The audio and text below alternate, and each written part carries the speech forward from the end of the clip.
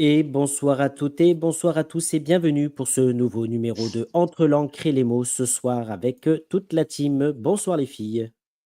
Bonsoir. Bonsoir à tous. Bonsoir à tous et ravi de vous retrouver donc en ce 23 avril, hein, en ce jour de Journée mondiale du livre et des droits d'auteur. Et franchement, quelle meilleure journée les filles pour lancer cette émission, hein, puisque c'est ce qui célèbre aussi cette journée, c'est l'amour des mots. Qu'est-ce que vous en pensez? Tout à fait. Là, Donc c'est pour ça l'occasion qu'on est là, de hein. Et voilà, effectivement, donc l'occasion de dire merci donc à tous ceux qui nous regardent ce soir, que ce soit les auteurs, les éditeurs, les libraires, mais aussi vous, chers lecteurs, qui nous regardez, qui êtes de plus en plus nombreux chaque soir à nous regarder.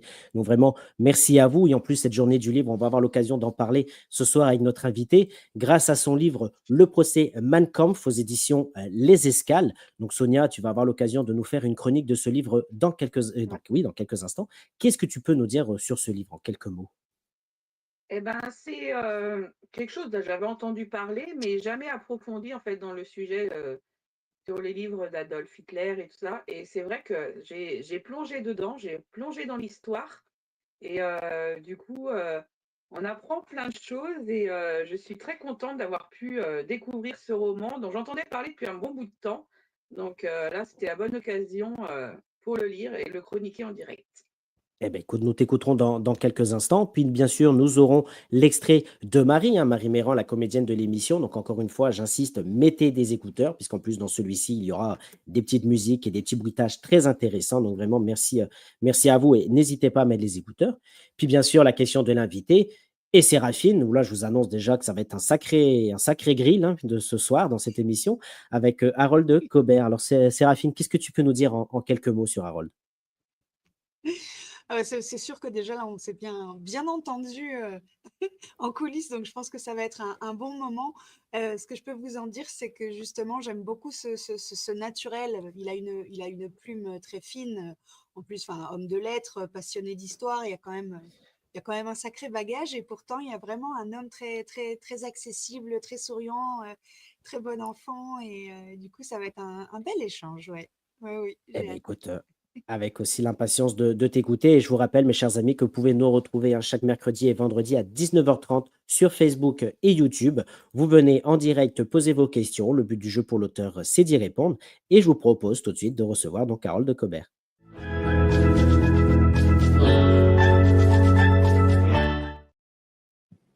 Et Et bonsoir. bonsoir, bonsoir Harold, ravi de te retrouver ce soir dans cette émission Entre l'encre et les mots pour parler donc de ton nouveau livre Le procès Mein Kampf aux éditions Les Escales. Mais avant toute chose, comment vas-tu?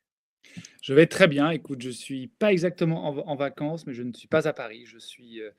J'ai rendu une visite à mes parents dans le sud-ouest, à Bordeaux, parce que je suis originaire de là, du sud-ouest et du Pays Basque. Et j'en profite pour travailler sur le prochain livre, qui ne sera pas un roman cette fois. Et donc, je travaille au calme et j'ai vécu quelque chose d'absolument magnifique. C'est-à-dire que ça fait un certain temps. On était toute une bande de copains quand on avait entre 12 et 18 ans. Et on s'est quasiment tous revus là un soir et puis une autre journée. Et on a été très heureux en tous les cas, avec les catégories qui sont les nôtres, de trouver qu'on avait persévéré dans ce qui faisait de nous des êtres fréquentables et qu'on était toujours aussi stupides quand on était ensemble. C'était vraiment très émouvant. Eh bien, écoute, bah, merci à toi en tout cas d'être avec nous ce soir. On le rappelle pour parler donc de ton livre Le procès Mein Kampf aux éditions Les Escales. Tu as compris hein, le principe de l'émission. Les personnes sont là, te regardent ce soir, vont poser leurs questions en commentaire, n'importe quelle question. Hein. Le but du jeu pour toi, c'est d'y répondre. Mais avant toute chose, est-ce que pour ceux qui ne te connaissent pas, tu peux te présenter, nous dire qui est Harold Cobert, avec tes mots à toi? Ah, c'est une question que je me pose à peu près tous les jours. Déjà maintenant, le matin, lorsque je me lève et que je me vois dans la glace, je me demande qui est là. Je me dis qui est cet étranger qui est ici avec cette tête bouffie de poisson rouge.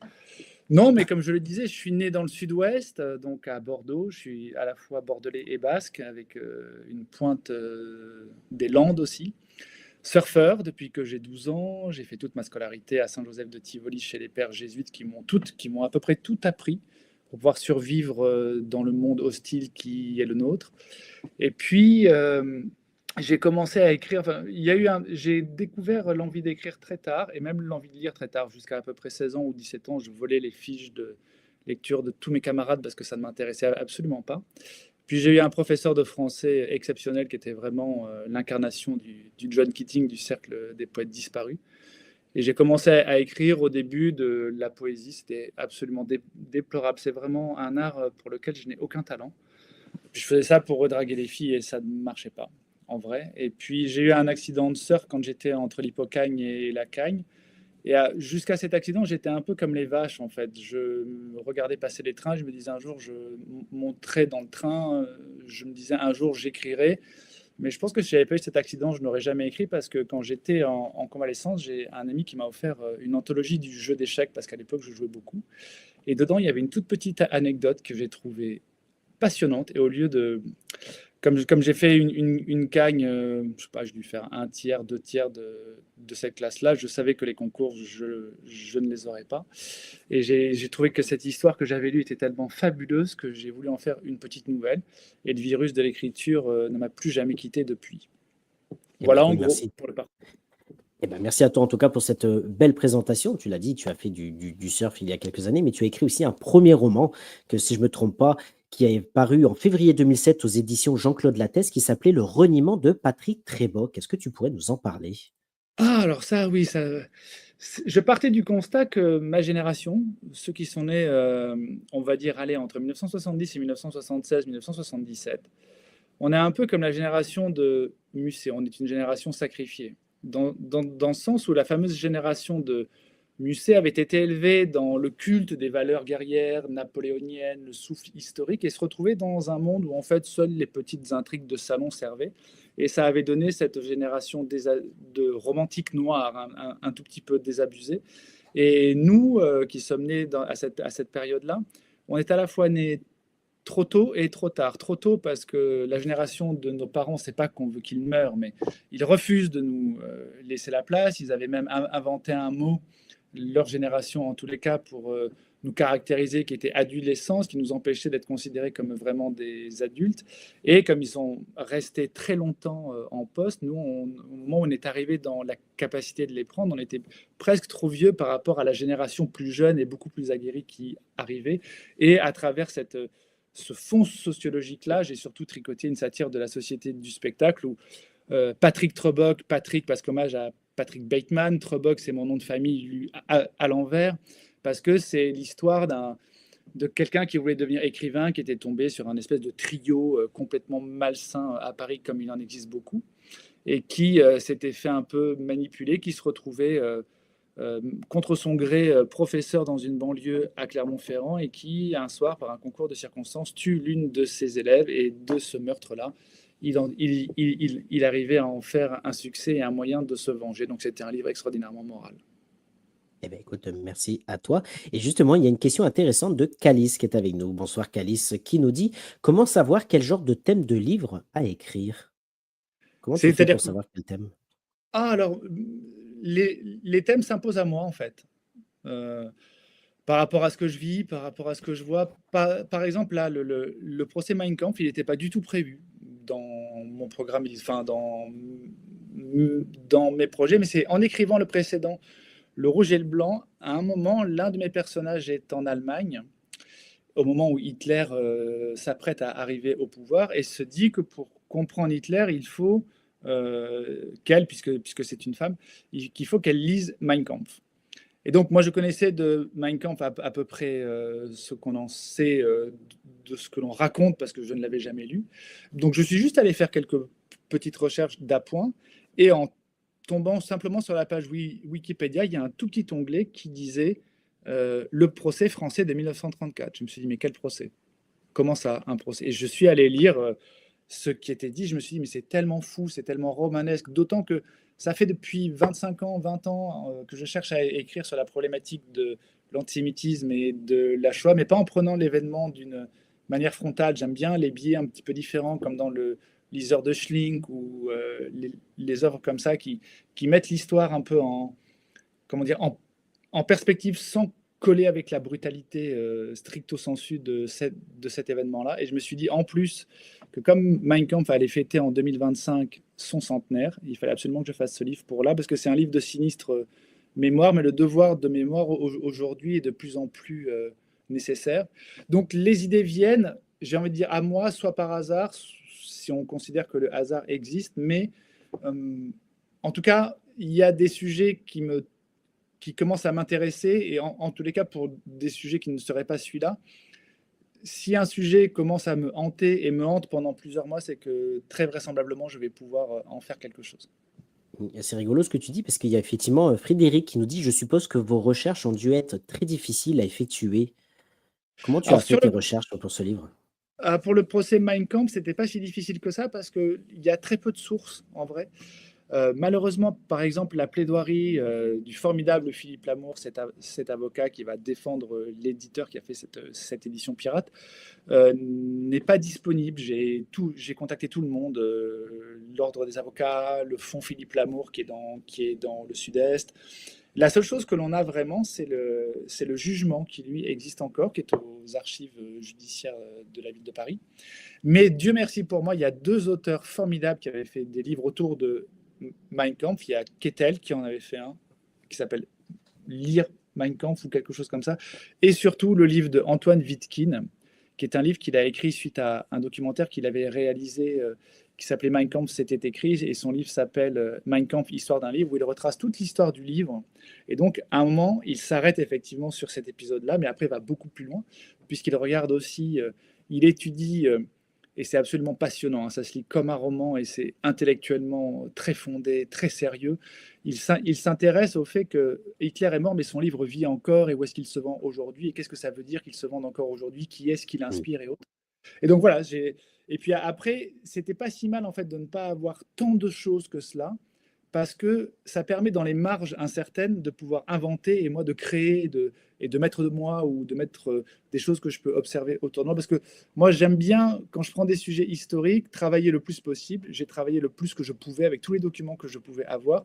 Et ensuite, dans les zones d'ombre, c'est là où moi, je vais créer des choses. Mais écoute, en tout cas, impatient d'écouter la chronique de Sonia dans quelques instants, hein, de son livre Procès Mein Kampf aux éditions Les Escales, hein. Donc encore une fois, je remercie les éditions Les Escales, hein, sont aussi à l'initiative de cette émission. Donc vraiment, merci à eux.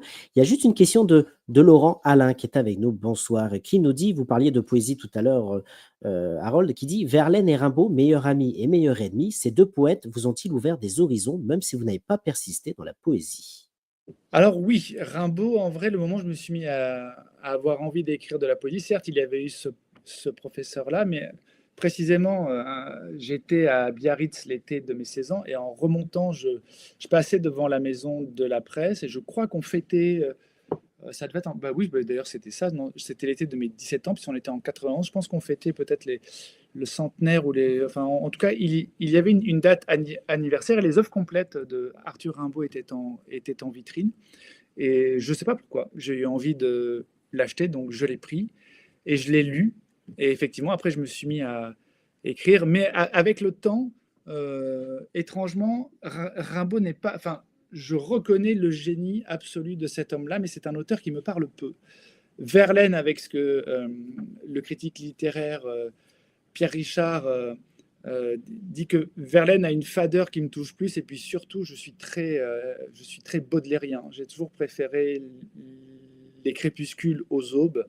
C'est un peu comme les Stones et les Beatles, quoi. Mais voilà, je suis plus Charles Baudelaire que Arthur Rimbaud, et un peu plus Verlaine quand même que Arthur Rimbaud. D'accord, eh ben, merci Laurent pour cette question. Et Ouais, très bonne tu question. parles de Baudelaire, et justement, c'était la transition, puisque en 2009, tu as enchaîné avec justement Un hiver avec Baudelaire aux éditions Héloïse d'Ormesson. Oui, C'est c'était mon deuxième roman. C'est un roman qui a qui a une valeur très particulière pour moi. D'abord parce que c'est un roman qui continue de vivre encore, et ça fait 16 ans. Et c'est un livre dont à peu près tous les éditeurs de Paris n'ont pas voulu. Et c'est parce que j'avais rencontré, grâce au reniement de Patrick Trebeck, j'avais rencontré dans des salons où toutes ces grandes foires où tous les auteurs se retrouvent et on rencontre tout un tas de gens, et de lecteurs et de lectrices surtout. J'avais rencontré Tatiana de René, avec qui je suis devenu très, très, très, très, très ami. Et je lui avais demandé de l'aide parce que je ne trouvais aucun éditeur. Et au début, elle m'avait dit: bon, je vais t'aider pour d'autres éditeurs que Héloïse, parce que le faire dans ma maison, moi je suis toute nouvelle là-bas. Elle commençait juste à avoir son succès elle s'appelait Sarah. C'était pas encore devenu ce phénomène mondial qui a culminé à 11 millions d'exemplaires avec un film. Mais elle n'a pas du tout changé. Elle est toujours aussi cool et aussi sympa et aussi gentille et aussi accessible. Ça, franchement, croyez-moi. Donc, elle l'a passé à Héloïse d'Ormesson. Il se trouve que le livre s'est perdu.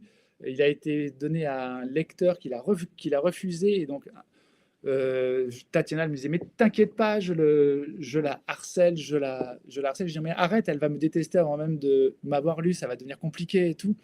Et puis, un soir, je me morfondais chez moi et je parlais avec une amie scénariste au téléphone qui me disait, alors ton livre, Un hiver avec Blur, je dis, écoute, je pense que personne ne le publiera, tout le monde s'en fout. En fait, le livre doit être absolument nul. Et là, j'ai un numéro qui s'affiche inconnu, 0608, et cher Harold, je fais, qu'est-ce que c'est encore? Des fenêtres, il est quand même 11h du soir, c'est quoi ce truc? Et pardon d'avoir tant tardé à vous lire, j'aime beaucoup votre texte. Je vous appelle demain pour en parler, signé Héloïse d'Ormesson. Et j'avais tellement peur de ne pas me réveiller parce qu'elle me dit, je vous appelle demain matin. Mais demain matin, c'est quand? C'est 8h, c'est 9h, c'est 10h, c'est 11h. Donc, je n'ai pas dormi de la nuit et j'ai attendu son coup de téléphone.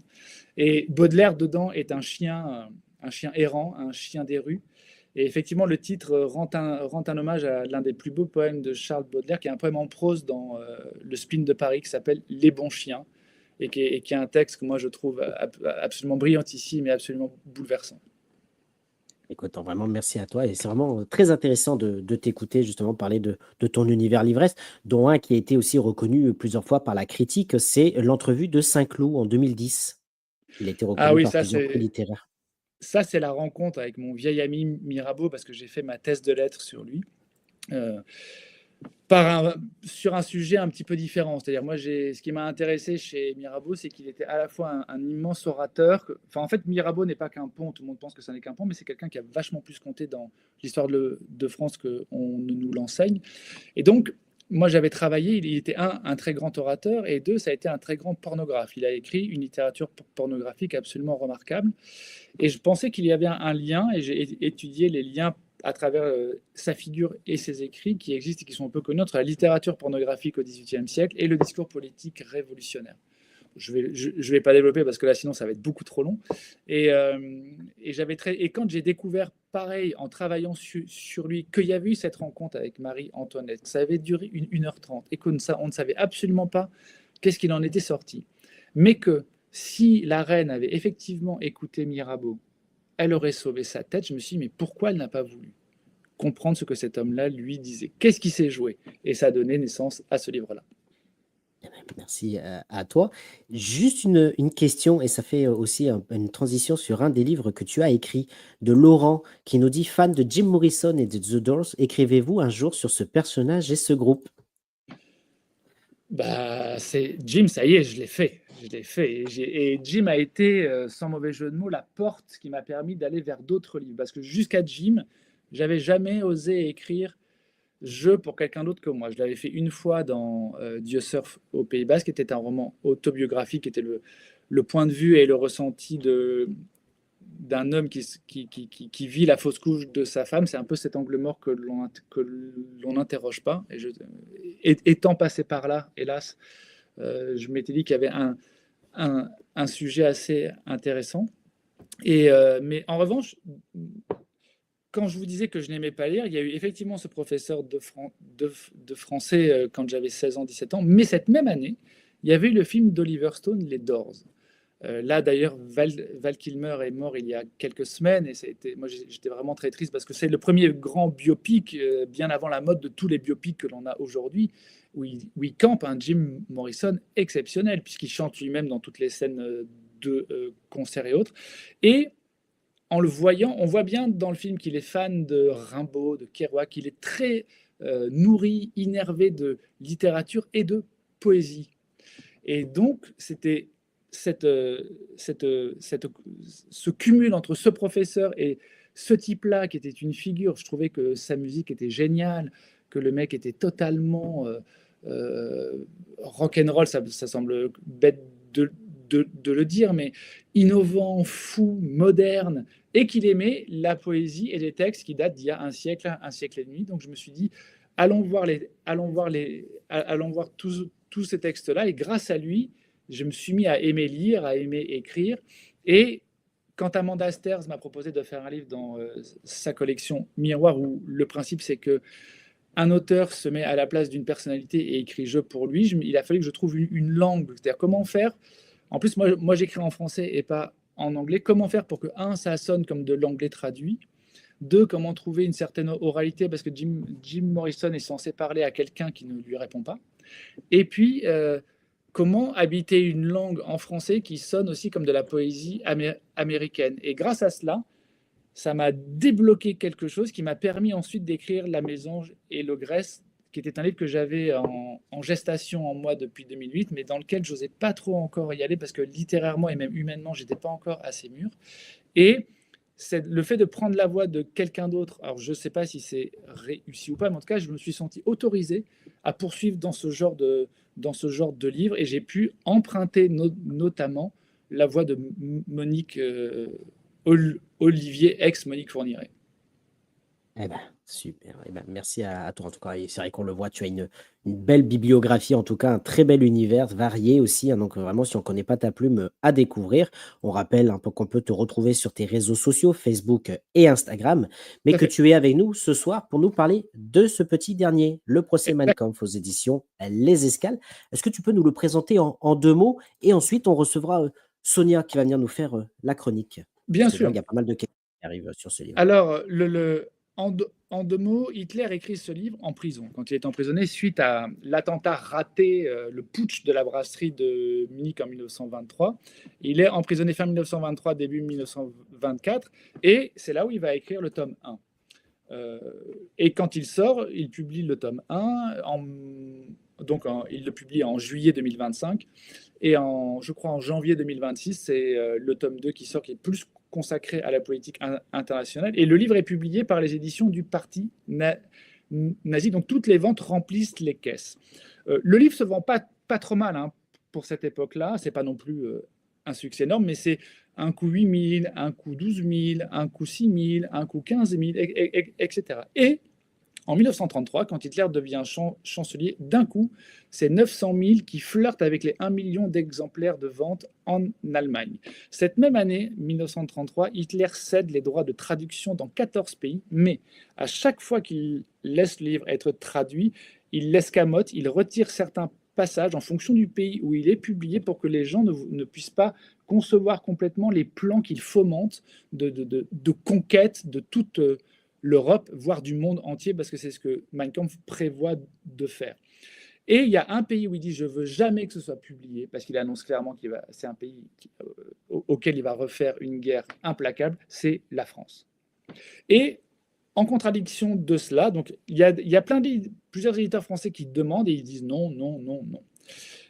Il donne quelques interviews dans la presse française où il dit « mais franchement, n'ayez pas peur, en gros, la frontière, elle est fixée avec l'Alsace-Lorraine, nous allons vers une paix éternelle, faites-moi confiance, arrêtez de vous méfier de moi, etc. » Et en France, dans le milieu des anciens combattants de la guerre de 14-18, qui sont tous qui avec un bras en moins, qui avec une gueule cassée, qui avec une jambe en moins, etc., une grande majorité d'obédience action française est très antisémite, se disent quand même Hitler, c'est pas vrai. Ils le font lire par un ami à eux qui est un germaniste distingué et qui leur dit oui, effectivement, Hitler annonce des choses terribles concernant la France. Et donc ils décident de faire publier ce livre d'une manière pirate, bien que pour l'objectif étant d'envoyer tous les exemplaires aux députés, aux sénateurs, aux professeurs d'université, aux journalistes. En gros, ce sont des lanceurs d'alerte, on pourrait dire. Mais après se pose la problématique de faire publier 5000 exemplaires à perte. Donc ils vont voir un ami éditeur à eux qui s'appelle Fernand Sorlot, pareil, plus ou moins d'extrême droite, mais qui, dans ses publications, ménage un coup les juifs, un coup les fascistes et autres. Et il leur dit, très bien, mais 5000 exemplaires, ça coûte 50 000 francs. Moi, je ne suis pas philanthrope, quoi. Enfin, j'ai quand même une boîte à faire tourner. Trouvez-moi des sous. Et par le réseau des anciens combattants, ils vont trouver un certain Maurice Vanikov, qui est un immigré juif russe, qui est arrivé en France au début du XXe siècle et qui s'est engagé volontairement avec son frère dans la guerre de 14-18. Son frère est mort d'ailleurs au champ d'honneur. Et depuis la guerre, Maurice Vanikov a décidé de travailler à la reconnaissance de l'apport du peuple juif pour la victoire en 1918 et pour tout simplement l'apport du peuple juif à la nation française. Il a créé une association et un journal qui s'appelle Le Volontaire Juif. Et donc, il comprend très bien que ces militaires viennent le voir un peu comme ça, puisque précisément, il est juif et eux sont antisémites. Et en gros, il leur demande à mots couverts il lui demande à Maucouvert d'aller taper la communauté juive. Et il va voir son copain Bernard Lecache qui vient de fonder la LICA, l'ancêtre de la LICRA. Et Lecache, au début, ne veut pas. Et finalement comprend que les enjeux sont plus grands que la détestation qui l'oppose lui avec l'action française. Et donc, ils vont financer ça. Donc, c'est un projet diligenté par des antisémites, financé par des juifs. Et Hitler, quand il va l'apprendre, sans mauvais jeu de mots, rentre dans une fureur terrible. Il va faire un procès. Et là, un super avocat, un jeune avocat français, un génie du barreau qui a 30 ans, qui est une sorte de Jim Morrison pour le coup, ou de Mirabeau de cette époque-là, va prendre la défense pour essayer de gagner du temps et faire en sorte de se servir du tribunal comme d'une tribune pour que ça déborde jusque dans l'ensemble de l'opinion française. Et hélas, ça ne marchera pas, on le sait de sinistre mémoire. Eh bien, écoute, en tout cas, merci pour cette belle présentation et je te propose d'accueillir Sonia. Bonjour.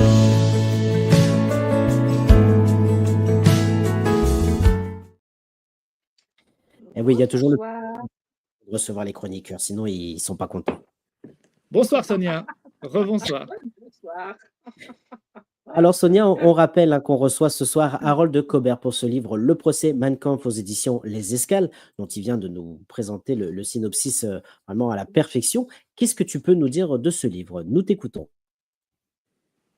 Dans les années 30, alors que le célèbre et toujours en retard avocat Philippe Lamour court par Mont et par Vaux, d'audience en audience, il est approché de près par des hommes que tout oppose, mais qui se sont réunis afin que le mondialement livre d'Adolf Hitler soit publié en France.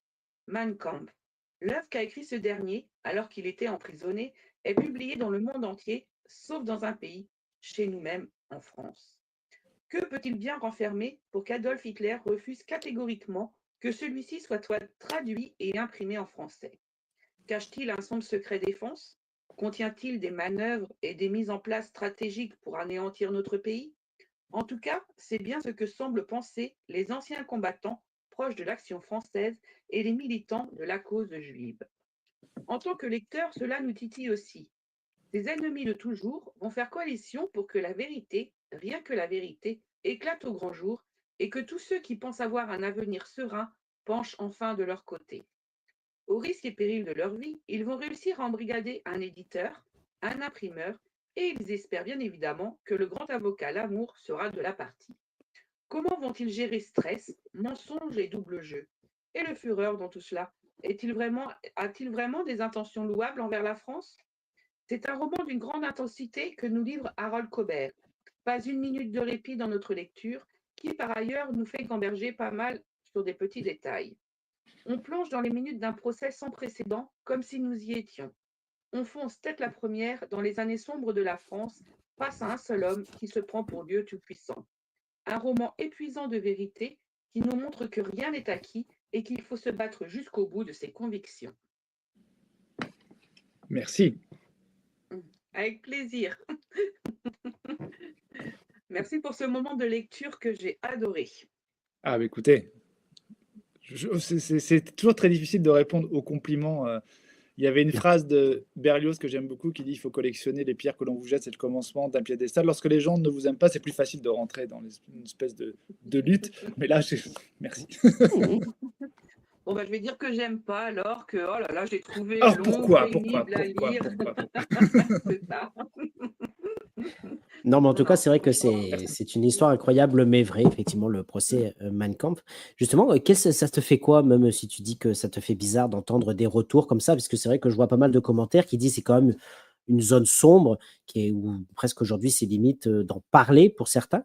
Parce qu'il y avait une question intéressante, et c'est pour ça que je voulais t'en parler, c'est Elisabeth Berido, je crois, qui nous dit, vous avez parlé d'ombres sombres qui vous attirent, quelles sont celles dans votre nouveau texte? Non, ce n'était pas celle-là, mais si tu veux y répondre. Ah, je peux tout à fait. Moi, les zones d'ombre m'ont toujours attiré, notamment pour l'affaire Fourniret, à cause d'une phrase, grâce à une phrase plutôt, de Godard, le critique et non pas le cinéaste, qui dit la marge, c'est ce qui fait tenir les pages entre elles. Donc, c'est-à-dire, il ne peut pas y avoir de société sans marge. Et c'est très intéressant. On comprend parfois mieux qu'est-ce qui fait de nous des êtres humains quand on comprend qu'est-ce qui est absolument inhumain. C'est un peu par effet de contraste entre le positif et le négatif au sens photographique du terme. Et puis, j'avoue que j'aime les sujets qui grattent parce que ça nous permet de mieux comprendre soit la psychologie humaine, parce que la psychologie humaine est faite d'abîmes, de tréfonds, de zones d'ombre, de choses absolument inavouables, mais qui peuvent toujours se transformer en quelque chose d'absolument lumineux aussi. Et en ce qui concerne Mein Kampf, on fait beaucoup en ce moment la comparaison entre les années 30 et notre époque. Alors, il faut toujours se méfier parce que comparaison n'est pas raison, mais il y a quand même beaucoup d'éléments troublants. L'élément le plus troublant pour moi, c'est la résurgence de l'antisémitisme en France qui a repris une vigueur absolument terrifiante, mais vraiment terrifiante. J'ai longtemps cru, au début des années 2000, pour moi, c'était terminé. Enfin, il y avait toujours un vieil antisémitisme résiduel d'extrême droite de cette époque de Drummond, de Mein Kampf, Le Pen père et autres, espèce de truc un petit peu bas du front. Très bien. Mais là, on a assisté à quelque chose de terrible. Et si vous voulez, d'où vient l'expression heureux comme un juif en France? L'expression, elle vient de la Révolution française parce que ce sont deux hommes qui ont fait voter une loi qui a donné aux Juifs pour la première fois dans toute l'histoire du monde les mêmes droits que n'importe quel citoyen. Parce qu'avant, ils avaient toujours des droits un petit peu dégradés, des professions auxquelles ils ne pouvaient pas accéder, des choses qu'ils ne pouvaient pas faire, etc., etc., etc. C'est la Révolution française, au nom de l'universalisme des Lumières, qui a décidé que les Juifs devaient être des citoyens comme d'autres. Et ces deux hommes qui ont emporté la partie à l'Assemblée nationale, mon vieil ami Mirabeau, je me suis dit, c'était peut-être pas un hasard si 25 ans en arrière, je me suis intéressé à lui. Peut-être que déjà était inscrit ou planifié dans les plans célestes qu'il fallait qu'un jour je tombe sur cette affaire-là. Et un autre qui est encore plus intéressant, qui est Robespierre. Robespierre a joué un rôle colossal. Or, Robespierre est le mentor d'un de nos hommes politiques d'extrême gauche, puisqu'il se gargarise d'être robespierriste et fait référence à lui tout le temps. Sauf que lui, à la différence de Robespierre, il n'émancipe pas les Juifs, il leur met des cibles dans le dos. Et je me dis qu'il devrait peut-être se rappeler de ce que disait son maître. Eh ben, merci à toi. Sonia, est-ce que tu veux rajouter quelque chose? Ouais, on voit bien de toute façon les descriptions, enfin quand l'amour va se promener là, bon, je vais pas tout dévoiler le livre, En mais Allemagne. pourquoi en fait, voilà, et qui revient en fait avec tout ce qu'il a vu, qui décide de prendre la décision qu'il va prendre. C'est vrai qu'on se dit, oui, il y a des choses qui peuvent très bien recommencer maintenant, on y en est proche, quoi. Elles ont hélas recommencé à partir du moment où des personnes de confession juive retirent leur mezouza devant leur porte, changent leur nom sur les applications pour les Uber ou pour les Mm. Uber Eats ou autres, qu'ils rangent leur étoile de David, qui n'est pas un signe si ostentatoire d'avoir juste un pauvre Ouais. pendentif comme d'autres portent une croix ou portent Mm. une médaille de baptême ou autre, c'est qu'il commence à y avoir quelque chose qui ne va pas. C'est ça. Et moi, j'ai quand même entendu, là où j'habite à Paris, j'ai certaines manifestations qui passent en bas de chez moi. Alors, concernant la politique israélienne, on peut bien évidemment discuter de ce que fait Netanyahou. Je ne suis pas l'un de ses grands défenseurs, loin de là, évidemment, ce n'est pas la question. Mais d'entendre dans les rues de Paris, mais vraiment entendre fortement mort aux Juifs, moi, ça m'interroge, ça m'interpelle et surtout, ça m'inquiète. Et je veux dire, l'honneur de la France a été d'être le premier pays au monde qui a donné aux Juifs les mêmes droits que tout le monde. C'est pour ça qu'ils étaient heureux d'être en France, qu'on disait heureux comme un Juif en France, parce qu'ils pouvaient vivre comme n'importe qui. Ils avaient ce droit magnifique qui est le droit à l'indifférence.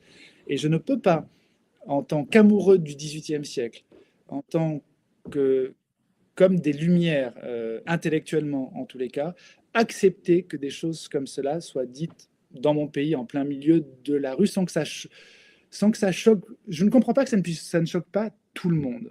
Mais j'ai la même intransigeance pour les contrôles aux faciès, vous voyez, sur des personnes qui sont noires, qui sont musulmanes et autres. Je n'accepte pas ça non plus au nom de ce même universalisme-là, mais je ne comprends pas qu'on soit toujours prompt à se mobiliser pour les uns et qu'il y ait un silence assourdissant pour les autres. Hmm. Sonia. Ça met une sorte de cratère, là, j'ai l'impression. Non, du tout. Non. C'est que je voyais Sonia qui secouait la tête. Je pensais qu'elle voulait rajouter quelque chose parce que Non, justement, ça c'est, rejoint un petit peu je suis là. tout à fait d'accord. Voilà. Il y a la question de Joël, justement. C'est par rapport à ce que tu disais tout à l'heure, qui dit: Bonsoir à tous. Lorsqu'on propose un tel ouvrage à un éditeur, comment le prend-il? N'y a-t-il pas une prise de risque? Puisqu'on Bien rappelle que sûr. tu parles quand même de cette période noire en Allemagne, en 1933, je crois, en 1938. Alors, bien sûr, il y a une prise de risque. Alors, Les Escales, c'est notre troisième livre ensemble. Je connais très bien Sarah Rigaud et puis toutes les équipes.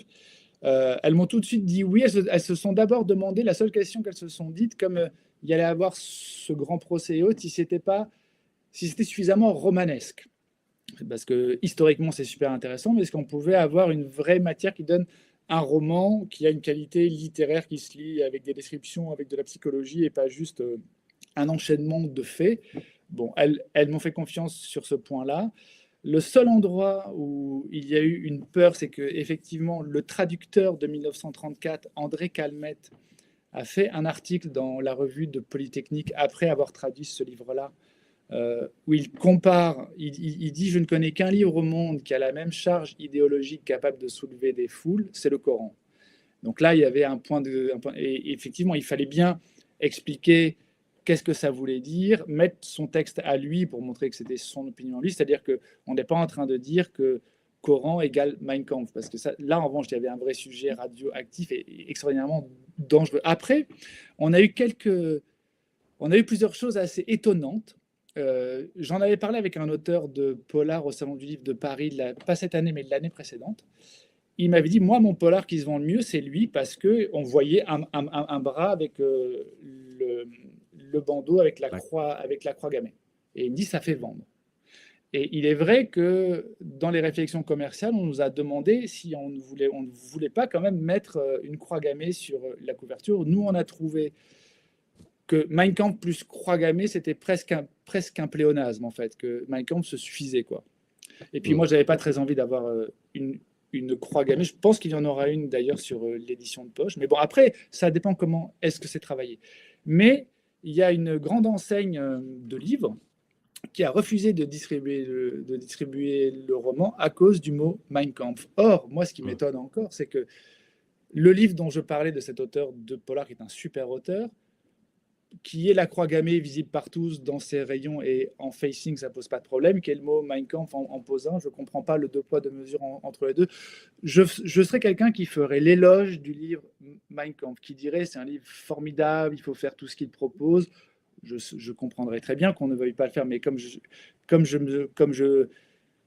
fais plutôt un truc assez détestable pour Adolf Hitler, c'est-à-dire que je reprends quasiment le titre de son livre, qui est antisémite au dernier degré, et j'en fais un livre plutôt prosémite qui défend la cause juive, je trouve que c'est plutôt quelque chose de chouette. Et justement, aujourd'hui, donc on revoit la couverture à l'écran. Si jamais on te proposait de changer le titre, mais de mettre une croix gammée, est-ce qu'aujourd'hui tu le ferais avec le recul ou pas du tout? Non, moi je reviens jamais en arrière. En plus, je trouve que la couverture est très, très, très, Elle est très, très belle. donc non, moi je change rien. Ouais, et ben en tout cas, très belle couverture, effectivement. Donc, merci à toi. Le procès Mein Kampf aux éditions Les Escales. Il y avait la question de Joël qui disait: comment et pourquoi ce livre maintenant? Tu as partiellement répondu tout à l'heure. Je ne sais pas si tu veux rajouter quelque chose ou pas. Non, parce qu'effectivement, je suis tombé dessus, entre guillemets, par hasard. Ça faisait très longtemps que je voulais écrire sur un sujet qui me permettait d'aborder et l'antisémitisme et la question de la Shoah, mais par un biais dévié. Et puis, il faut savoir que je découvre donc cette histoire en 2022. Je suis en train d'écrire Le Rouge et le Blanc, je découvre cette histoire en 2022. Donc le 7 octobre n'a pas eu lieu aussi, hein. Et je me dis, et j'avais déjà prévu, je me suis dit, bon, il le faut pour 2025 parce qu'on fêtera de sinistre mémoire le centenaire du vrai Mein Kampf, et qui est quand même le livre qui amène à en fait, à Auschwitz à la fin. Hein. C'est quand même un livre programmatique, même si la solution finale n'est pas du tout envisagée dans ce livre-là. Mais ce que je trouvais fou, c'est que ce procès arrivait, voilà, la guerre c'est 39-40 que ça commence. Hitler publie en 1925, on libère Auschwitz en 1945, et là on est en 1934, on est presque à la moitié, et c'est en plein milieu, et peut-être qu'en tous les cas, pour nous Français, si on avait pris au sérieux ce que les lanceurs d'alerte ont essayé de faire, je pense que la guerre n'aurait pas pu être évitée, mais on aurait pu donner un peu plus de fil à Mm. retordre à ce maudit Adolf Hitler. Effectivement. Il y a effectivement Dominique qui nous dit c'est sans doute parce que la croix gammée à la base n'est pas un symbole nazi. C'est ça que Exactement, ce peut-être aujourd'hui. qui est tout à fait vrai. Je ne sais C'est un plus symbole exactement. indien, je me souviens bien. Ouais, alors je veux pas Il dire me de semble. bêtises, donc je m'en remets à ceux qui savent. Mais je sais que Voilà, ça a été quelque chose qui a été détourné, effectivement. effectivement. Alors, merci à toi, Dominique. Y a-t-il une période de l'histoire de France que vous souhaiteriez romancer, nous demande René Martin. Oh,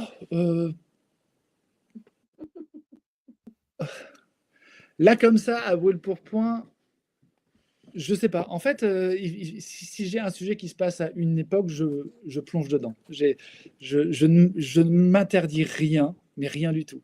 Mais c'est vrai que là, en ce moment, ça n'a rien à voir avec l'actualité, mais j'ai un vieux projet qui tourne autour du Vatican et autour de Michel-Ange, etc. Et il y a un moment où je vais aller voir un peu le XVIe siècle, je pense, parce que la Renaissance est un moment qui est un moment miroir du XVIIIe siècle. Ce sont les deux grands siècles humanistes en vrai. Mais la Renaissance a quelque chose que je connais un peu, mais pas encore suffisamment. J'ai encore beaucoup de travail pour pouvoir en parler correctement. Mais c'est un moment de bascule de l'humanité qui me fascine. Voilà, d'où peut-être l'envie d'écrire sur les papes. Exactement. Exactement. Eh Et ben, peut-être sur merci. cette. Je crois qu'il y a une légende, je ne sais pas si elle est vraie. Il y avait un livre il y a 30 ans qui s'appelait la véritable histoire des papes, où je crois qu'il y avait eu une femme qui s'était grimée en homme et qui était devenue pape, alors qu'elle n'avait pas le droit d'être pape. Et il me semble, hein, peut-être que ma Oui, mémoire oui, oui, oui. me fait défaut et que ceux qui nous écoutent pourront me corriger et ce sera avec joie, mais que c'est à cause de cela, quand on a découvert que c'était une femme, qu'on a imposé ce qu'on appelle l'épreuve de la chaise, où effectivement le pape s'assoit et on vérifie qu'il a bien 2 testicules. Ah, d'accord. Il me semble que c'est Franck Leduc, je sais que Dominique est dans les coulisses, enfin dans les coulisses, non, enfin, j'allais dire dans le public, qui en parle justement de cette histoire dans son livre Cléa. Il me semble qu'il en parle justement de cette femme qui se déguise entre guillemets en pape. C'est tout à fait possible que ce soit lui, ouais. Oui, oui, oui, il me semble que c'est lui, ouais. La croix gammée, donc qui se nomme à la base le svastika, est un symbole sacré de l'hindouisme. Voilà, Ah ben nous voilà. dit Dominique. Donc vraiment, merci beaucoup. Si la diffusion de Mein Kampf avait été générale à l'époque, l'histoire et notamment la Seconde Guerre mondiale aurait-elle été différente selon vous, Harold? Bah, c'est ce que je disais. Je pense quand même que si vraiment tout le monde avait fait son travail, si les journalistes l'avaient fait, si les éditeurs l'avaient fait. Mais après, c'était un petit peu compliqué. C'est-à-dire que quand même, du point de vue du droit, on n'a pas respecté le droit puisqu'on a traduit un livre sans avoir passé de contrat avec son auteur. Donc bon, c'était quand même ce qu'on appelle de la contrefaçon du point de vue du droit. Et en plus, en France, grande nation qui a créé les droits d'auteur, la SACD avec Beaumarchais, etc. Nous sommes la nation littéraire à cette époque-là, enfin, par excellence, qu'on laisse bafouer le droit d'auteur, fut-il celui du chancelier allemand qui va devenir le monstre que l'on sait.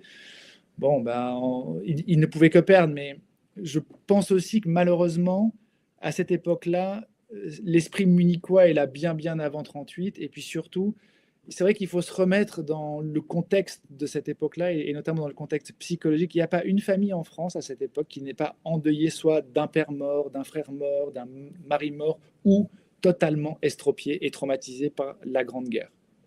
Ouais. Donc tout le monde ne veut qu'une chose, c'est que, s'il vous plaît, la guerre ne recommence pas. Donc il y a une espèce de presque de pensée que l'on espère auto-réalisatrice de ne plus jamais ça. Donc il y aurait quand même eu ce blocage-là, et puis Hitler nous a pris de court, quoi qu'il arrive. Mais encore une fois, il aurait pu avoir plus de difficultés. On aurait pu un peu plus l'embêter, quoi. D'accord, bah, merci en tout cas pour tes réponses. Merci pour les questions. Et tu parles de droits d'auteur. On rappelle qu'on est sur la journée mondiale du livre et des droits d'auteur. Exactement. Donc vraiment, l'occasion, encore une fois, de remercier, de te remercier, toi, Harold, en tant qu'auteur, de venir nous parler justement de tes livres, aux éditeurs aussi qui permettent l'organisation de ces lives, les libraires et vous, les lecteurs qui nous regardez chaque soir. Donc vraiment, merci à vous. Ce que je vous propose maintenant, c'est de lancer l'extrait de Marie, sauf si Sonia veut rajouter quelque chose. Non, non, non, non, pas du tout. Eh bien, écoutez, à ce moment-là, on lance l'extrait de Marie. Ok.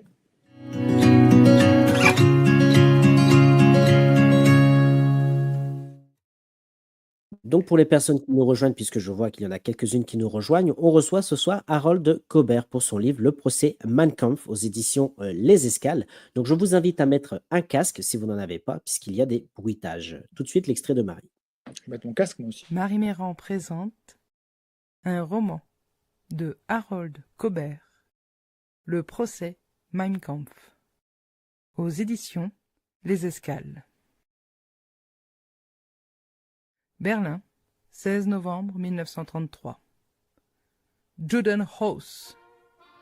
De l'autre côté de la chaussée, Fernand de Brinon observait cette inscription et une étoile de David peinte à grands traits sur la devanture d'une boutique de confection. Sous les coups d'œil méprisants ou indifférents des passants, un couple s'affairait avec des gestes précipités à colmater la brisure laissée par un jet de pierre dans leur vitrine. Judenhaus. Brinon rajusta le col de son manteau, tourna les talons et reprit ses déambulations. Descendu la veille au soir dans une auberge proche de la porte de Brandebourg, il avait soupé frugalement dans le modeste restaurant de l'établissement et travaillé dans sa chambre jusqu'à une heure avancée de la nuit. Réveillé à l'aube après un sommeil morcelé, mélange d'anxiété et d'excitation, il avait peaufiné ses notes dans son carnet, puis s'était préparé avec soin pour sortir humer l'atmosphère et l'humeur de la Nouvelle-Allemagne. En cet automne 1933, avec la suppression des réparations de guerre dues aux vainqueurs, la victoire du NSDAP aux dernières élections législatives et l'ascension de Hitler au poste de chancelier, la patrie de Gauth relevait la tête. Brinon le sentait à chaque coin de rue, dans la mise des hommes et des femmes, la légère morgue de leurs mentons, et plus généralement l'assurance de leur posture et de leur démarche. Ce regain de fierté se doublait d'un retour manifeste de l'ordre, en particulier avec la présence de nombreuses patrouilles vêtues de chemises brunes et portant le brassard siglé du swastika. À cela s'ajoutaient les affiches et les pancartes placardées sur les magasins juifs qui enjoignaient à la population de ne pas acheter dans ces commerces ou appelaient à l'expulsion pure et simple de leurs propriétaires du territoire national. Judenhaus, les Juifs dehors. En bifurquant vers la Paritzer-Platz, Brinon se retrouva face à un attroupement. Sous les rires et les quolibets complices de la foule, un SA appuyait l'une de ses bottes sur le dos d'un homme, tandis qu'un autre la lustrait avec énergie. « Schneller, Jude, schneller !» scandait-il avec un rictus hilar. Depuis l'ascension des nazis aux plus hautes responsabilités de l'État, les violences envers les Juifs jouissaient d'une relative impunité.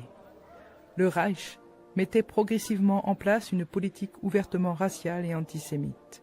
Le 1er avril dernier, les autorités avaient organisé une journée de boycott des commerçants israélites et une semaine plus tard, ils avaient voté les lois permettant d'exclure de la fonction publique et de la profession d'avocat les opposants au nouveau régime et les personnes non aryennes. Brinon traversa et poursuivit sa flânerie avant de s'arrêter devant une librairie. Derrière la vitre de l'enseigne se dressaient des piles et des piles d'exemplaires de Mein Kampf, le livre écrit par Adolf Hitler en 1924 lors de sa captivité à la prison de Landsberg après l'échec de sa tentative de putsch lancée depuis une brasserie de Munich.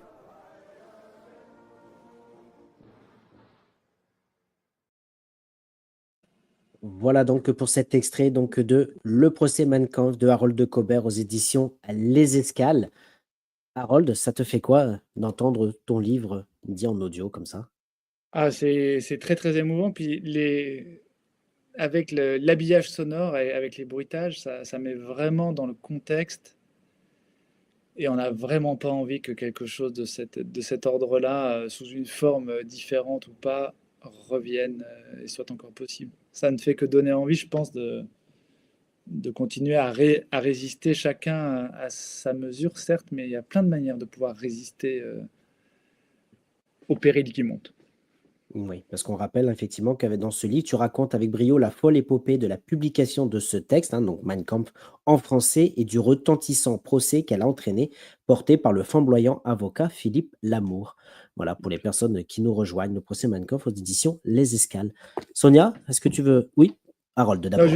je voulais dire quel nom pour un avocat, quel nom plus français que Philippe Lamour. Ça s'invente pas quand même. Vous voyez, Non. quel personnage, quel être magnifique. En plus, c'est quelqu'un qui a eu un rôle très important. Après, il a beaucoup travaillé avec Schumann et autres, et c'est lui qui a beaucoup travaillé dans toute la régionalisation de la France sous le général de Gaulle. Et moi, j'avais retrouvé un article de l'époque où un journaliste avait fait son portrait. Et il le décrivait de cette manière, toujours virevoltant, mais très sérieux dans les arguments, dans son travail. Et il avait cette phrase superbe parce qu'il disait qu'il était effectivement toujours en retard. Et il finissait l'article en disant que, mais rassurez-vous, il finira par être tout de même à l'heure parce que par un, par un, par un merveilleux hasard, Philippe Lamour est en avance sur sa destinée. J'ai trouvé la phrase tellement belle. Et effectivement, il est en avance sur sa destinée. Quand même, merci, merci beaucoup. En tout cas, effectivement, comme nous dit Elisabeth, cela fait froid dans le dos, surtout quand on connaît la suite. Donc, bravo Marie pour cet extrait donc, de ce Merci livre, Le Marie. procès Mein Kampf, aux éditions Les Escales. Sonia, tu voulais rajouter quelque chose? Moi, je voudrais féliciter Marie pour tous les mots en allemand, les noms. Ça fait 3 semaines que je m'entraîne à dire Mein Kampf, c'est tout ce que j'avais à dire. Et quand je vois tout ce qu'elle avait à dire, je suis oh là là. Et j'avais envoyé un message au début de ma lecture en disant Marie, prépare-toi, ça va être chaud. Ouais, alors ce qui est dingue, c'est que à cause de ce nabo moustachu autrichien Oui, et c'est autrichien à la base. et de tous ces sbires qui ont fait des Ausweis bitte, schneller, Jude, l'allemand n'est connoté que d'un truc de bulldog. Or, franchement, moi j'ai à la maison une édition des poésies de Nietzsche en bilingue. Et si vous lisez juste l'allemand, mais avec un ton qui convient, qui est un ton doux, c'est une langue absolument magnifique, l'allemand, malgré son caractère guttural et autres. Mais c'est vrai qu'on s'en est fait tout un truc et on a toujours du mal à vouloir y aller. Mais il ne faut pas oublier que c'est quand même la langue de Kleist, de Goethe, de Zweig. Moi, j'adorerais pouvoir lire Zweig en allemand parce que d'abord, c'est admirablement traduit et je pense qu'il doit avoir un style avec un souffle, avec un lyrisme fabuleux. Mais oui, l'allemand fait toujours peur à cause de. C'est vrai ce que tu dis, oui. Ils nous ont confisqué l'allemand, c'est quand même dramatique. Et C'est tu penses triste. qu'avec les générations futures, parce que bon, on dit la Seconde Guerre mondiale, ça reste quand même encore assez proche quand même de nous, malgré que ça soit encore assez loin. Est-ce que tu crois que ça peut évoluer, les mentalités de ce côté-là? On parle souvent de la Alors, langue française, mais est-ce que je, l'allemand peut revenir aussi? je redouterais, il faudrait juste enseigner que l'allemand n'est pas que la langue d'Hitler, mais j'espère malgré tout, parce que ça, c'est le point le plus inquiétant aujourd'hui, l'oubli, l'amnésie. Il y avait eu un sondage il y a 2 mois où on avait quand même entendu, enfin, qui stipulait que 46% des 18-29 ans, 46% c'est beaucoup, hein, Mm. n'avaient jamais entendu ou ne se souvenaient pas d'avoir entendu parler de la Shoah. Bon, et moi, C'est bien. c'est le genre d'information que je trouve extraordinairement grave parce que si eux n'en ont pas entendu parler, ça veut dire qu'ils ne savent pas que ça a existé. Donc pour eux, ça n'a pas existé. Ce qui n'a pas existé n'a pas été tenté. Donc pourquoi ne pas le tenter un jour? C'est-à-dire que l'amnésie, l'oubli créent les conditions du recommencement. Mm. Et notamment le recommencement de toutes les barbaries passées. Donc peut-être que si le prix à payer, c'est qu'on ait une mauvaise image a priori de l'allemand, mais qu'on n'oublie pas les horreurs qui se sont passées pour que ça ne se reproduise pas, c'est un prix pas trop cher payé parce qu'après, si on s'intéresse à la langue allemande, on verra bien que c'est une belle langue. Bah, c'est ce que nous C'est dit bizarre qu'ils en ont Dominique, jamais effectivement. entendu parler, hein. C'est bizarre Mm. qu'ils en ont jamais entendu parler parce que moi, mon fils, même au primaire, ils en avaient parlé en cours d'histoire Mais oui, et au collège, là, il est en troisième, toute la scolarité, ils en ont parlé, quoi. Donc, c'est quand même c'est ça que bizarre je que les comprends pas. Comment c'est 18-25 ans, possible? voilà. Je me Mm, Parce dis, qu'il y en a qui font, il y en a qui pensent ne pas savoir. C'est juste qu'ils s'y intéressent pas, c'est voilà. différent. Mm. ouais, mais quand même, enfin, en plus, je suis sûr C'est que un les profs mot, ont essayé de le faire. c'est Enfin, un mot que tu n'oublies pas. Mm, non, puis c'est une histoire en elle-même qu'on peut mm, pas oublier une fois c'est ça. que l'on en est averti, il me semble. Mm, ouais. Il y a Dominique qui nous dit effectivement, j'ai appris l'allemand en sixième, la sixième en terminale et j'aimais beaucoup effectivement cette langue assez proche du latin avec à peu près des mêmes Ah déclinaisons. oui, tout à fait. Il y a moins de cas en allemand parce qu'il n'y a pas l'ablatif et le vocatif de mémoire, mais moi j'avais fait latin, allemand, latin, et effectivement, ce sont des langues très proches en termes de grammaire, avec le verbe à la fin, etc. Et ouais, ouais, c'est très, très proche. Ouais, bah merci beaucoup Dominique. Une question de René Martin qu'on salue. Merci beaucoup René pour ces questions. D'habitude, c'est Papy Lolo. Aujourd'hui, ça va être René Martin qui nous dit Histoire et rendez-vous manqués vous inspirent. Alors, pourriez-vous écrire un roman sur un rendez-vous manqué qui a modifié l'histoire? Bah, j'ai déjà fait celui sur Marie-Antoinette, mais j'en ai peut-être d'autres en tête. Ils ne me reviennent pas, mais je sais que j'en ai noté deux, trois qui m'intéresseraient beaucoup. Euh, mais ça y est, ils me reviennent, mais je ne peux pas en parler parce que les idées étant libres de droit et que ça j'aurais du droit d'auteur, je ne voudrais pas donner d'autres idées à mes Énorme. confrères. Après, en même temps, chaque écrivain a ses obsessions. Donc je ne pense pas que ce qui m'excite, moi, excite nécessairement les autres. Non, mais en tout cas, on rappelle hein, qu'on peut te retrouver sur tes réseaux sociaux pour suivre ton actualité et tu es bien présent. Je te remercie encore une fois sur Facebook et sur Instagram. Voilà, donc n'hésitez pas à suivre Harold sur ses réseaux sociaux pour suivre son actualité. Ce que je te propose, cher Harold, c'est de lancer le jingle pour la question mystère de l'invité. Ok.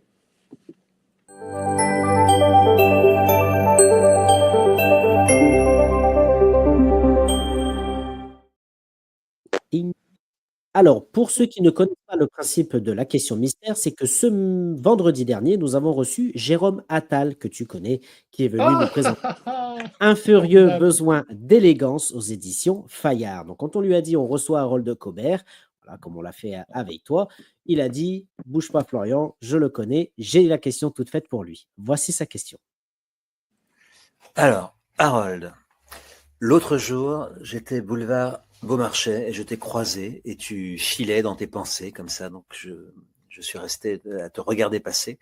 Et toi qui as écrit sur différents sujets, hein, tu as écrit sur Baudelaire, tu as écrit sur le charme, voilà, tu t'accapares toujours des sujets incroyables. Je voulais savoir si tu étais comme ça toujours quand tu marches dans les rues de Paris, si tu es à la poursuite d'idées, de projets, ou si tu n'arrêtes pas de remuer le roman qui t'habite au moment où tu traverses ce boulevard, Beaumarchais en l'occurrence. Tu Beaumarchais, boulevard Beaumarchais, sachant. Merveilleux Jérôme Attal, qui est Effectivement, on se connaît depuis très, très, très longtemps. J'adore tout ce qu'écrit Jérôme. Il a une poésie fabuleuse, une inventivité. Puis alors lui, il est multitalent, je le trouve étonnant. La chanson, c'est un truc que j'aurais aimé savoir écrire, moi, les chansons, parce que ça se rapproche de la poésie en vrai. Et c'est justement le talent que je n'ai pas. Et Jérôme a vraiment l'une des plus belles sensibilités que je connaisse dans le monde des lettres françaises. Alors oui, boulevard Beaumarchais parce que j'habite pas loin. Alors je ne sais pas où est-ce que je courais, mais il est vrai que dans les rues de Paris, je marche souvent vite. Je suis quelqu'un qui marche toujours vite. Je fais peut-être pas mal de choses trop vite parfois. Mais il est vrai que alors ça dépend à quelle période est-ce qu'il m'a croisé, mais souvent quand je marche, effectivement, je trouve que c'est quelque chose que j'avais expliqué à mon père. Je lui avais dit, tu sais, le moment où je travaille le plus, c'est quand je travaille pas. C'est-à-dire, c'est pas parce que je suis en train d'écrire que je suis en train d'écrire, mais c'est quand je marche. Je marche beaucoup parce que marcher me fait du bien et j'y pense sans y penser et ça travaille pour moi. Donc, à sa réponse, je devais sûrement penser à quelques romans qui me trottent, qui me trottent ou qui me trottaient à l'époque dans la tête. Mais en tout cas, Jérôme, la prochaine fois que tu me croises, siffle-moi, appelle-moi, comment on s'embrasse, mince à la fin. Voilà, en tout cas, bah, merci à toi. Donc, on rappelle, hein, Jérôme Attal, multicasquette, un super auteur, Incroyable. scénariste, chanteur, hein. Donc, on l'a eu l'occasion de parler à lui de cet album, hein, qu'on le rappelle. Vous pouvez retrouver sur toutes les plateformes audio. Et bien sûr, pour son livre aux éditions Fayard, Un furieux besoin d'élégance. Et puis, Voilà, donc vraiment. c'est un être humain absolument délicieux. On a, oui, Absolument. effectivement. Ouais. Et ben voilà, si vous ne le connaissez pas, allez découvrir effectivement Oui, Jérôme Attal, hein. Je rappelle que vous pouvez retrouver donc sur les réseaux sociaux, mais que vous pouvez revoir la rediffusion de son émission sur la page YouTube, puisqu'on le rappelle que cette émission est en direct le mercredi et le vendredi à 19h30. Voilà, donc vous flashez le QR code et vous avez accès à toutes les émissions. Donc, cher Harold, ce vendredi, parce que maintenant ça va être ton tour, ce vendredi, nous recevrons, chère Sonia, Alexandra Huguetto, qui viendra nous présenter son livre Donne-moi des ailes. Voilà, donc un livre assez complexe, tu nous l'as dit, Sonia. Qu'est-ce que tu peux nous en dire en quelques mots? Ben, on parle surtout aussi du matrimoine et pas du patrimoine. Un mot qui a disparu de la langue française, entre guillemets, et qu'on utilisait beaucoup avant et qui a disparu de notre vocabulaire. Et elles font en sorte d'essayer de remettre le mot sur son droit chemin, en fait, avec des petits exemples de femmes connues. Et, et voilà, quoi, c'est un mot qui mérite aussi de revenir chez nous, quoi. Eh bien, écoute, en tout cas, un livre à découvrir donc ce vendredi avec Alexandra Huguetto, vendredi 25 avril, 19h30. Harold, quelle serait ta question pour Alexandra? Alexandra, bonsoir. Malheureusement, je ne vous ai pas lu, mais j'ai entendu parler de de votre précédent livre.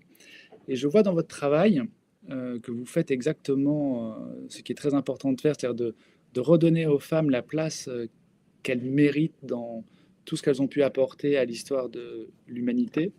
Mais il y a un autre volet, parce que moi, comme on l'a dit dans cette émission, je m'intéresse plutôt aux marges et aux zones d'ombre.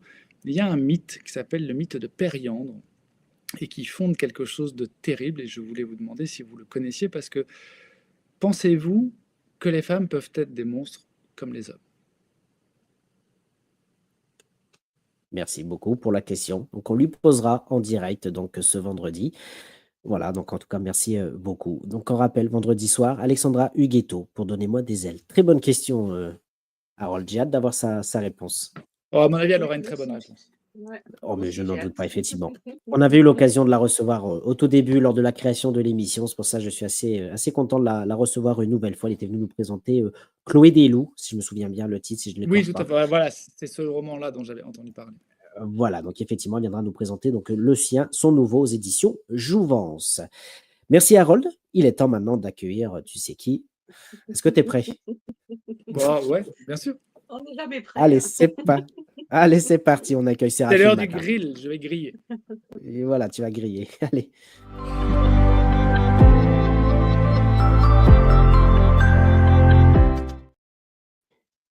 Séraphine Matin, la grilleuse de l'émission. Voilà. Bonsoir, Séraphine. Séraphine, en 2 secondes, qu'est-ce que tu peux nous dire avant de vous laisser en tête à tête? Qu'est-ce que tu peux nous dire sur Harold et sur cette première heure d'émission? Ah, que moi, je me suis régalée. Moi, c'est vrai que c'est passionnant. Et c'est vrai que tu as une façon de parler et d'en parler très, très naturelle. Tu donnes ton avis sans l'imposer, tu le places. J'aime bien, c'est assez fin, c'est dit sans être dit, c'est pas imposé, c'est chouette. Ça, c'est le J'aime côté, beaucoup. c'est le côté 18e, tu sais, on essaye toujours Oui. de dire sans dire, c'est l'art de la Mm, litote, mm. c'est l'art de toutes ces choses-là. Eh ben, Comme Très quoi, écoutez, en élégant, tout cas, comme dirait Jérôme, très élégant. merci. voilà. Eh ben, justement, Et tu as son élégance de dire les choses. en parlant d'élégance, Sonia et moi, nous vous laissons. Sonia, nous partons. À tout à l'heure. Ah, ce sourire, c'est chouette. J'adore. Tu as parlé un petit peu tout à l'heure de Mirabeau et donc de ton intérêt pour cet homme. Tu l'as découvert vraiment comment? Alors, Au-delà d'après ce que tu en as appris. ah oui, alors j'avais conçu, grâce au cinéma, une espèce d'intérêt pour le XVIIIe siècle et la Révolution française en particulier, grâce au film Danton de Vajda, que j'avais trouvé mais incroyable. Et donc, quand j'ai attaqué des études de lettres après ma Cagne à l'université de Tours, quand je suis arrivé à ce qu'on appelait à l'époque la maîtrise, il fallait qu'on se choisisse un sujet et des maîtres. Donc je suis allé voir les deux professeurs qui étaient vraiment des maîtres dans le sens vraiment plein du mot. J'ai eu une chance de dingue en termes de professeurs dans toute ma vie.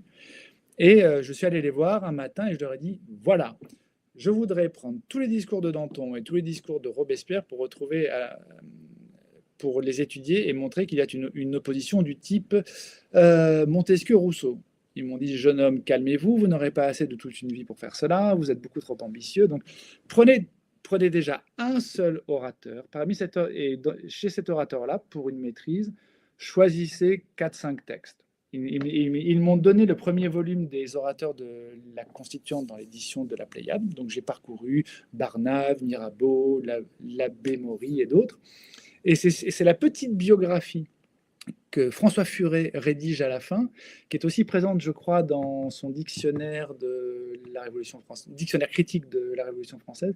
Et j'ai trouvé le parcours du type tellement dingue, mais dingue. Je me suis dit, waouh, qu'est-ce que c'est que ce mec-là?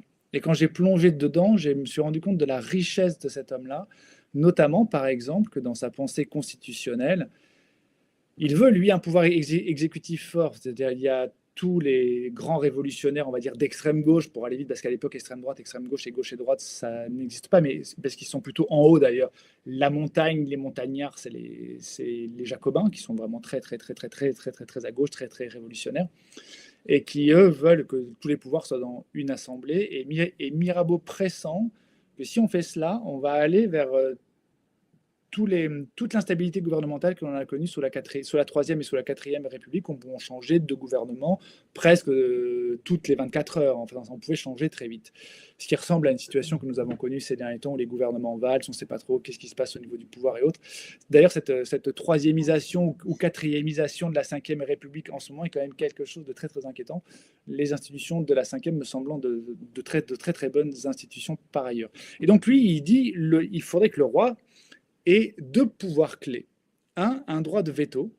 C'est ce que le général de Gaulle a fait en donnant au président de la République française la possibilité, quand une loi ne lui convient pas, de l'envoyer devant le Conseil constitutionnel qui va donc vérifier la constitutionnalité de la loi. Et si elle n'est pas constitutionnelle, elle ne sera pas appliquée. Donc ça devient soit un veto définitif, mais le temps qu'elle est examinée, ça fait comme un veto suspensif. Et c'était ce que Mirabeau avait voulu obtenir et ce qu'il a obtenu. Et il disait l'autre volet que le roi doit avoir, c'est le droit de paix et de guerre, c'est-à-dire la diplomatie, l'international, et en quelque sorte la bombe nucléaire déjà, puisque c'est celui qui déclare la guerre et autres. Donc dans la philosophie constitutionnelle qui était la sienne avait 2 siècles et demi d'avance. Enfin 2 siècles d'avance pour être précis. Et donc je me suis dit, c'est tellement dommage qu'on ne le connaisse pas. Et en plus, on ne le connaît pas. Pourquoi? Parce que Mirabeau a été conseiller secret du roi. Il écrivait des notes. Et donc, quand Mirabeau est mort, on a décidé que le Panthéon, c'est à la suite, parce qu'il était tellement populaire qu'on a dit, on va désacraliser le Panthéon, qui était une église, qui va devenir le temple laïque destiné à recevoir la dépouille des grands hommes. C'est le premier homme qui y entre. Et en revanche, quand on guillotine le roi, on ouvre l'armoire de fer où on trouve tous les conseils qu'il lui avait écrits. Robespierre le déclare traître à la nation et on vire son cadavre. On met Marat à la place, qui en sera viré 6 mois plus tard.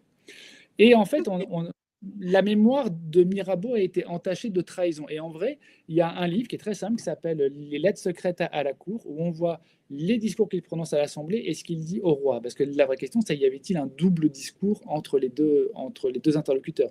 La réponse, quand on le lit, est non. C'est-à-dire qu'il défendait une seule ligne politique. Ce qui est très rare, c'était un homme qui avait des convictions. Ce sont des choses qui se perdent par ailleurs.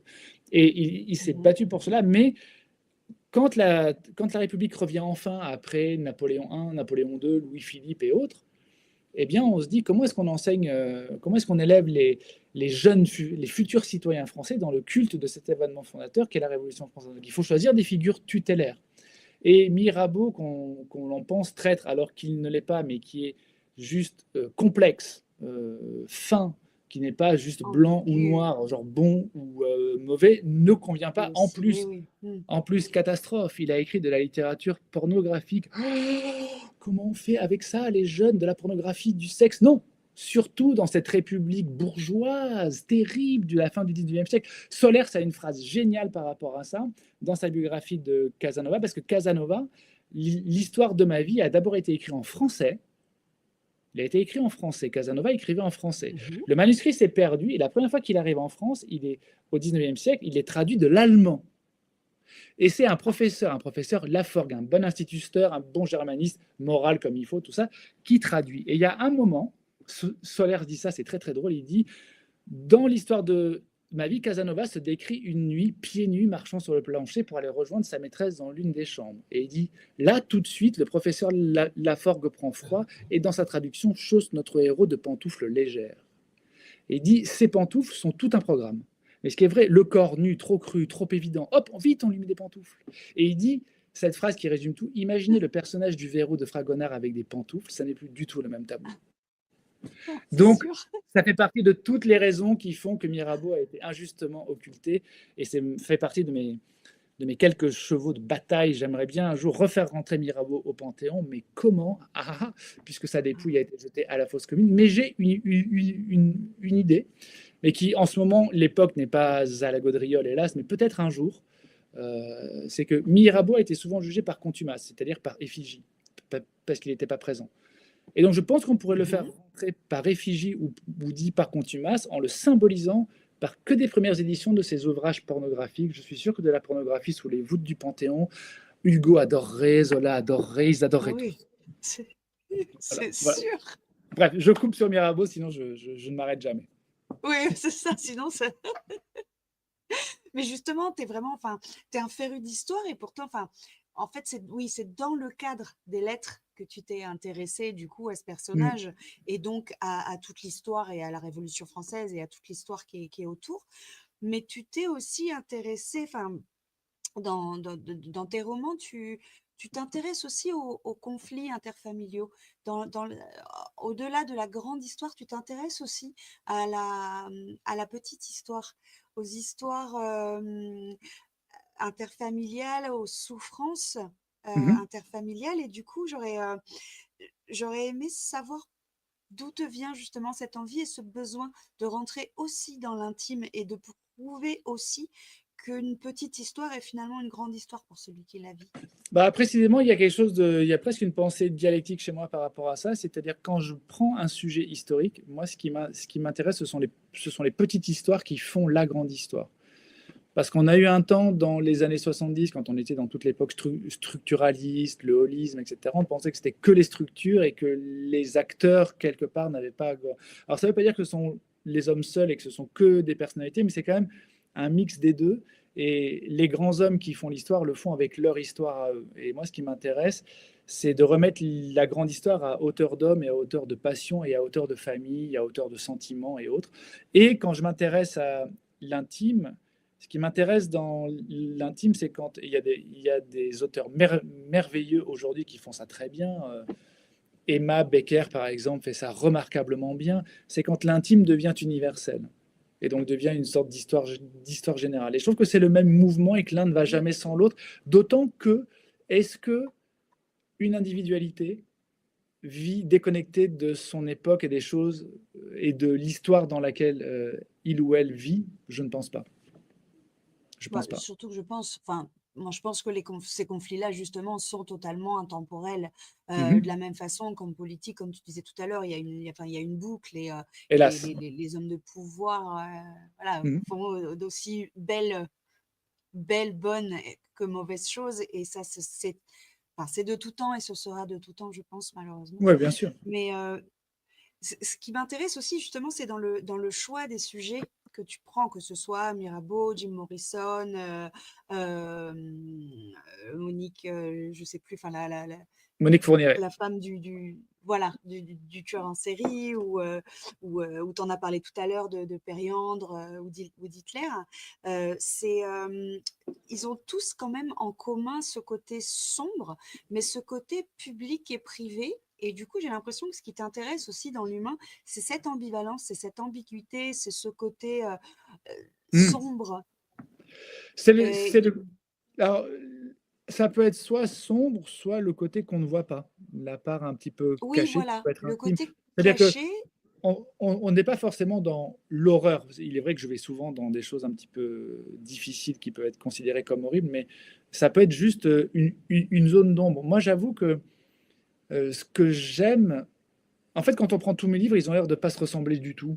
Parce qu'un coup, c'est le 18e avec Mirabeau, un coup, c'est les SDF, un coup, c'est écrit au jeu, un coup, c'est un point de vue intime, un coup, c'est une autofiction. Bon, un coup, c'est une grande saga familiale russe où on traverse tout le, tout le XXe siècle. Mais en vrai, ce qui m'obsède, ce sont tous les angles morts. Par exemple, si je prends un hiver avec Baudelaire, c'est sur les SDF, c'est ceux qu'on ne veut pas voir et qu'on ne veut pas entendre. Moi, j'essaie de mettre la lumière sur eux et de faire entendre leur voix. Mirabeau, qui est un oublié, j'essaie de m'en faire son héros AULT, c'est-à-dire son porte-voix à travers les âges, pour qu'on ne l'oublie pas. Monique Fourniret, c'est celle à laquelle on ne s'est pas intéressé tout de suite, parce qu'elle semblait un petit oiseau chétif, et puis une femme qui semblait victime, etc., alors qu'en fait, elle est d'accord, proactive, voire inspiratrice, donc on ne se rend pas compte effectivement de qui elle est.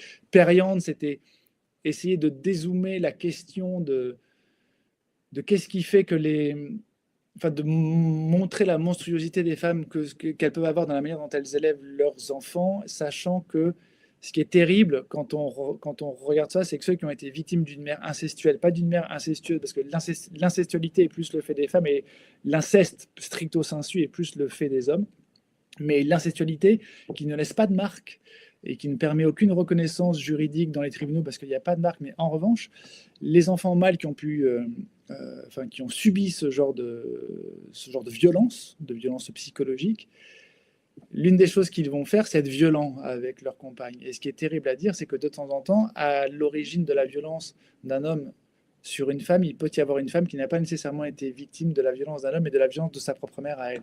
Et ça permet de réinterroger un peu le féminisme. Moi, je suis un féministe, mais un féministe badinterien. Simone Veilien, si on veut. Mais je ne vais pas dans les Sandrine Rousseau, etc. En même temps, c'est peut-être parce que j'y ai un intérêt. J'ai pas de déviance spécifique qui me donne envie d'être pendu haut et court par les testicules en place de grève, si vous voulez.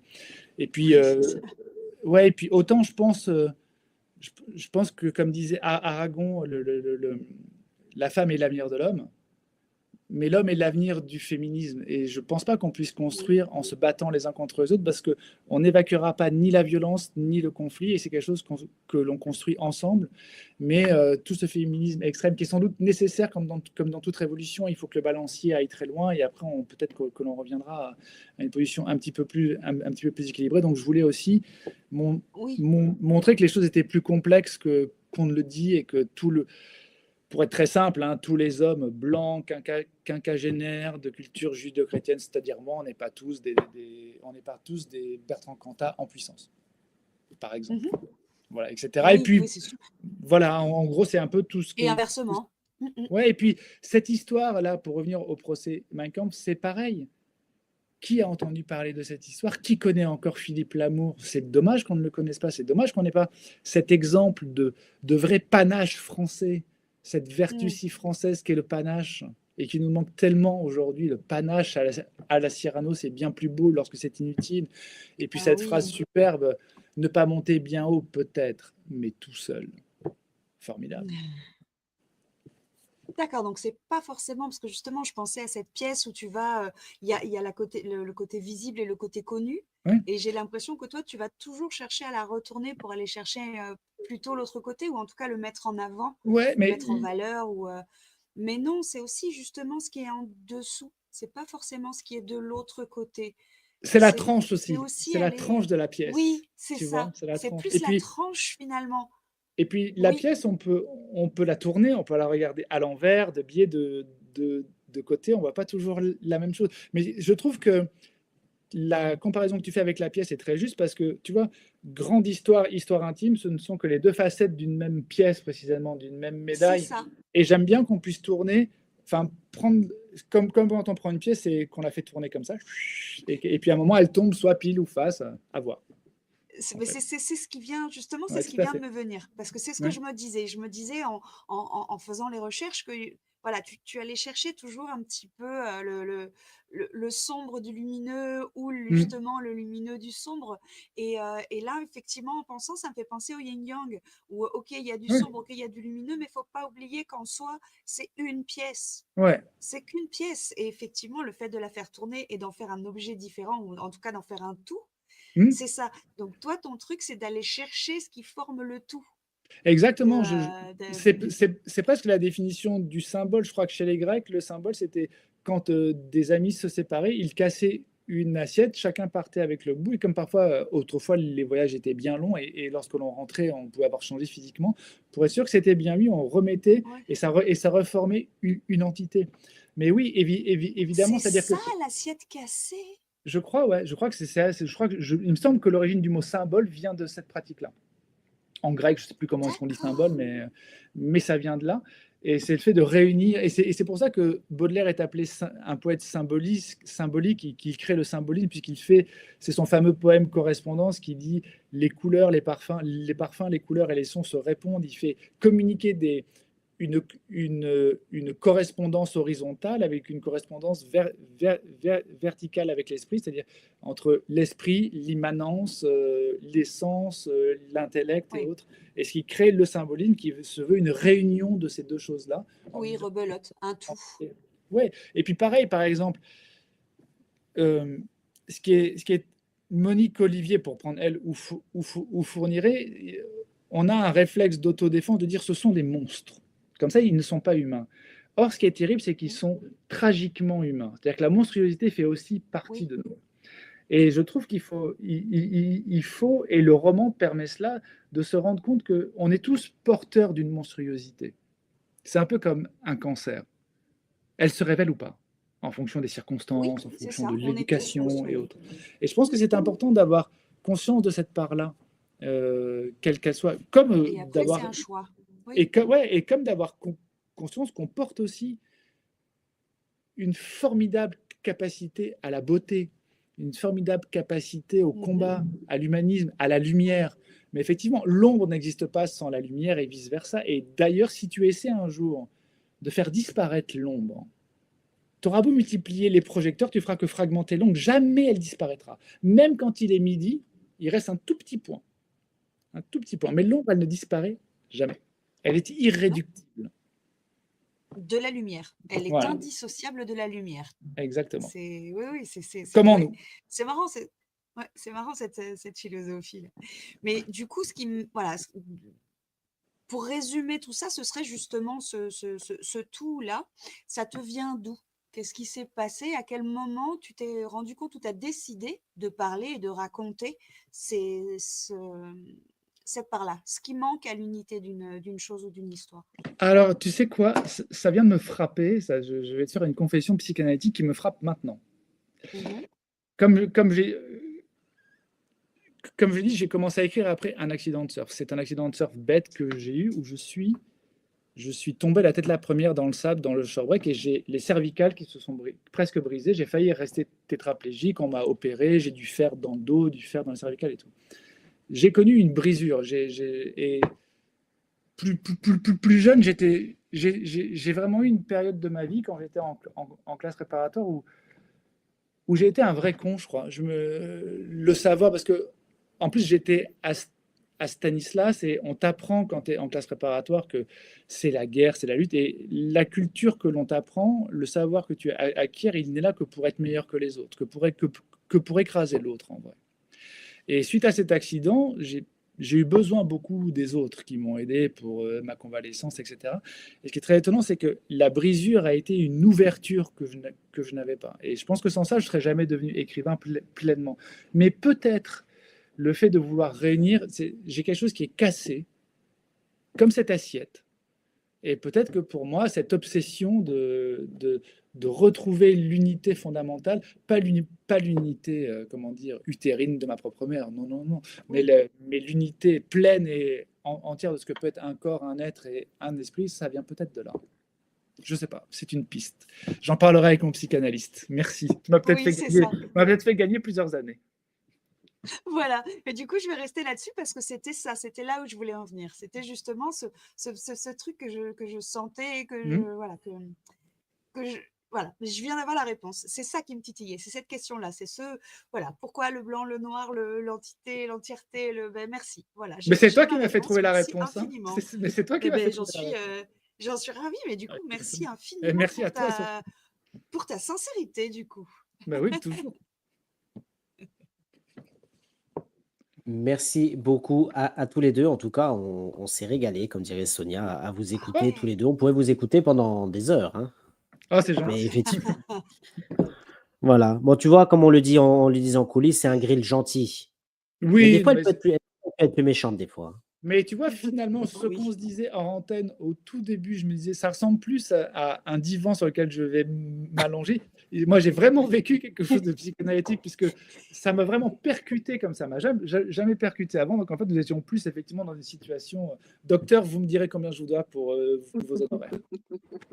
Ça vous coûtera au moins un livre, hein. Ah, ça sent Mais je ne sais pas encore lequel.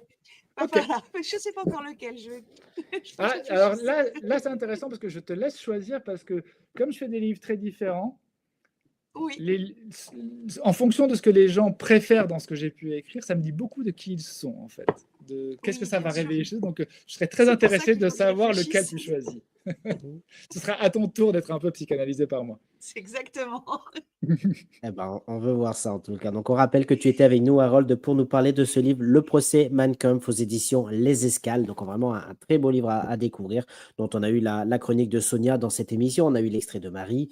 On a eu le divan. On va l'appeler comme ça maintenant. C'est plus le portrait de Séraphine. On va l'appeler le divan de Séraphine. Tiens, pourquoi C'est pas pour pas la Ah, mal. saison c'est 2. chic. Ça me Ah, plaît. c'est chic, il faut y aller à fond. Ah ouais? Ah oui, C'est bah oui. validé? Ah ouais, Ouais. c'est Bon, chic.